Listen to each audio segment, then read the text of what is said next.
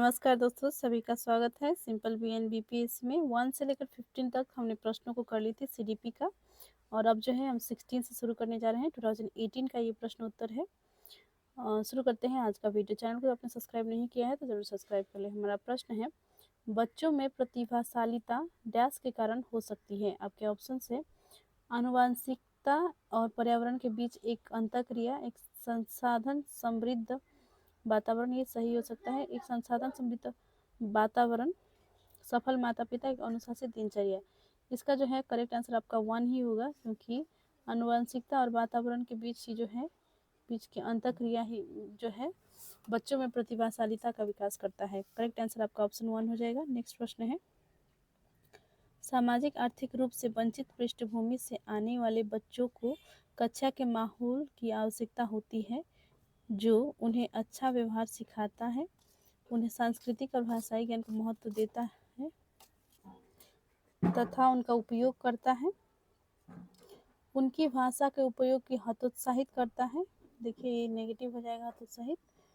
और बच्चों को उनकी क्षमताओं के आधार पर वर्गीकृत भी जो है नेगेटिव वर्ड है, तो ये भी आपका नहीं होगा।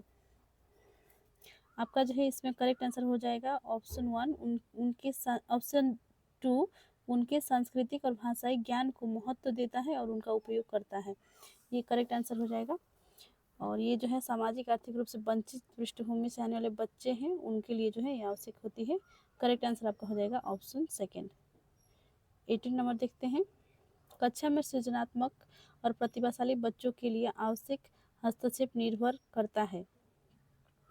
शिक्षक द्वारा अनुकूलित और प्रेरक निर्देशन तरीकों का उपयोग, उन्हें अतिरिक्त समय दिए जाना, उनके प्रति स्नेही होने के नाते पर, उन्हें अन्य बच्चों को पढ़ाने की जिम्मेदारी देने पर। करेक्ट आंसर आपका हो जाएगा ऑप्शन नंबर 1, शिक्षक द्वारा अनुकूलित और प्रेरक निर्देशन तरीकों का उपयोग पर। करेक्ट आंसर ऑप्शन 1 है। अगला देखते हैं, अति संवेदनशील बच्चों को सीखने में मदद करने के लिए निम्नलिखित में से कौन सा तरीका उपयुक्त तरीका नहीं है। देखिए क्वेश्चन में आपको नहीं पूछा गया है। ऑप्शन है, एक कार्य को छोटे और प्रबंधनीय खंडों में तोड़ना, ये तो सही होता है। अधिगम के वैकल्पिक तरीकों की पेशकश, उनके दैनिक कार्यक्रम में शारीरिक गतिविधि का समावेशन, ये भी सही है, ये भी सही है। बेचैन होने पर अक्सर उन्हें फटकार लगाना, ये गलत तरीका होता है, इसलिए इसका आपका नहीं है पूछा गया है, इसलिए करेक्ट आंसर हो जाएगा आपका ऑप्शन 4। उन्हें फटकार लगाना, डांटना, ये सब जो बेचैन करना, ये जो है अति संवेदनशील बच्चों को सीखने में मदद नहीं करता है। करेक्ट आंसर ऑप्शन 4 हो जाएगा। अगला प्रश्न है, अलग अलग सोच वाले पैटर्न उन बच्चों की पहचान करते हैं जो विकलांग हैं, डिसलेक्सिक हैं, सृजनात्मक हैं, प्रत्यास्थी हैं। देखिए अलग अलग सोच वाले पैटर्न उन बच्चों को पहचान कराता है जो कि सृजनात्मक है। सृजनात्मक बच्चों को जो है आप कह सकते हैं। करेक्ट आंसर आपका हो जाएगा ऑप्शन 3। क्वेश्चन नंबर 21 देखते हैं, निम्नलिखित में से कौन सा शिक्षक द्वारा कक्षा में बच्चों के लिए समस्या हल करने की तरीका का वर्णन नहीं कर सकता। शिक्षक द्वारा कक्षा में बच्चों की समस्या हल करने का तरीका का वर्णन नहीं कर सकता है, पूछा गया है। किसी विशेष समस्या को हल करने के बारे में अपनी विचार प्रक्रियाओं पर चर्चा करना, कुछ हल करते समय गलतियों को करने पर ईमानदार नहीं, गलत हो गया। सोच विचार परीक्षण और विभिन्न उत्तरों जैसे शब्दावली का प्रयोग करना, अभिसरण वाले प्रश्नों को पूछना। देखिए इसका आपका करेक्ट आंसर हो जाएगा, एक सेकेंड, देखिए इसका करेक्ट आंसर आपका हो जाएगा ऑप्शन नंबर 4, अभिसरण उत्तर वाले प्रश्न पूछना। करेक्ट आंसर इसका हो जाएगा। क्वेश्चन नंबर 22 है, निम्नलिखित में से कौन सा एक संवेग है। संवेग यानी कि इमोशन है, आपसे पूछा गया है। यहाँ पे देखिए इंग्लिश में भी आपको यहाँ पे हिंदी में किसी वर्ड को नहीं समझ पा रहे हैं तो आप जो है इंग्लिश यदि आपको आता है तो आप ज़रूर इंग्लिश को क्वेश्चन को भी देख लिया करिएगा, ताकि आप जो है क्वेश्चन का सही आंसर दे पाए। तो देखिए यहाँ पे निम्नलिखित में से कौन सा संवेग है बोला गया है। स्मृति, डर, ध्यान, उत्तेजना। इसका करेक्ट आंसर आपका हो जाएगा डर। डर जो है एक इमोशन है, एक संवेग है। अगला प्रश्न है, एक 3 साल का बच्चा बताता है कि दूध बूथ पर एक मशीन द्वारा दूध का उत्पादन होता है। निम्नलिखित में से कौन सा बच्चे की समझ का सबसे अच्छा स्पष्टीकरण प्रदान करता है। देखिए, एक बच्चा जो है दूध बूथ में उसने देखा है कि दूध बूथ पर जो है एक मशीन द्वारा दूध का उत्पादन हो रहा है। तो उसने जो है गाय द्वारा दूध दुहाने की प्रक्रिया जो है नहीं देखा है कभी, उसने बस यही देखा है। शहर का बच्चा होगा, हो सकता है, और उसने जो है यही बस देखा है, तो उसको जो है लग रहा है कि यहीं से जो है दूध का उत्पादन होता है। तो आपसे पूछा गया है कि जो ऑप्शंस के अनुसार जो है कौन सा सही स्पष्टीकरण करता है। तो आपके ऑप्शन है, बच्चे को दुनिया का बहुत सीमित अनावरण ज्ञान है। बच्चे को जवाब दूध बूथ से दूध खरीदने के अपने अनुभव पर आधारित है। बच्चे ने गाय को कभी नहीं देखा है। बच्चे को का परिवार बच्चे को प्रेरक वातावरण प्रदान नहीं करता। तो देखिए, इसका करेक्ट आंसर जो हो जाएगा आपका ऑप्शन नंबर सेकेंड हो जाएगा, क्योंकि उसका जो है उसने दूध बुथ में वो देखा है मशीन द्वारा दूध उत्पादन होते हुए, इसलिए जो है वो अपने अनुभव को के आधार पर जो है इस बात को रख रहा है। इसलिए करेक्ट आंसर आपका हो जाएगा ऑप्शन सेकेंड। क्वेश्चन नंबर 24 है, निम्नलिखित में से कौन सा शिक्षक की भूमिका का सबसे अच्छा वर्णन करता है। कक्षा में शिक्षक की सबसे महत्वपूर्ण भूमिका अनुशासन को बनाए रखना है। एक शिक्षक को निर्धारित अनुशासन बनाए रखना है।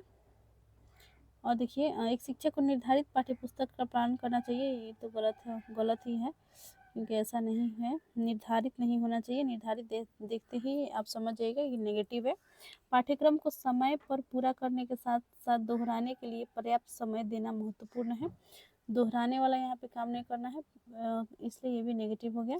आराम के लिए जगह बनाना जहाँ बच्चे संवाद और पूछताछ के माध्यम से सीख सकते हैं, ये सही हो जाएगा, क्योंकि यहाँ पर जो है आपका दिया गया है कि बच्चे जो है पूछताछ कर सकते हैं, संवाद कर सकते हैं, ये पॉजिटिव आपका हो जाएगा। ऑप्शन नंबर 4 आपका सही है 24 का। ठीक है, ऑप्शन नंबर 4। अगला प्रश्न देखते हैं, निम्नलिखित में से कौन सी कक्षा समृद्ध शिक्षा को प्रोत्साहित करती है।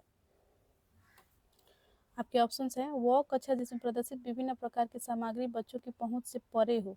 देखिए, बच्चों की पहुंच से परे रहेगा तो बच्चे कैसे सीख पाएंगे, ये तो आंसर गलत हो गया। वो कक्षा जिसमें खुली गतिविधि होने हो और विभिन्न प्रकार की बाल साहित्य खुली ताक में रखी हो, जो दिन के किसी भी समय प्राप्त किया जा सके, ये सही होगा। अगला देखते हैं, अलमारी में अच्छी तरह संगठित सामग्री वाली कक्षा जहां सामग्री को सप्ताह में एक बार मुक्त खेल के लिए बाहर लाया जाता हो, सिर्फ एक बार लाना काफ़ी नहीं है। और देखिए, पाठ्यपुस्तक सामग्री द्वारा संचालित योजनाबद्ध अधिगम वाली कक्षा,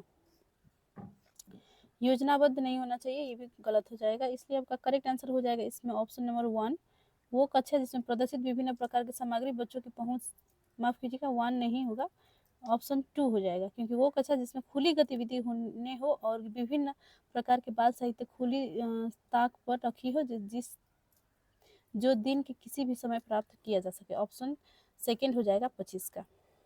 अगला प्रश्न देखते हैं,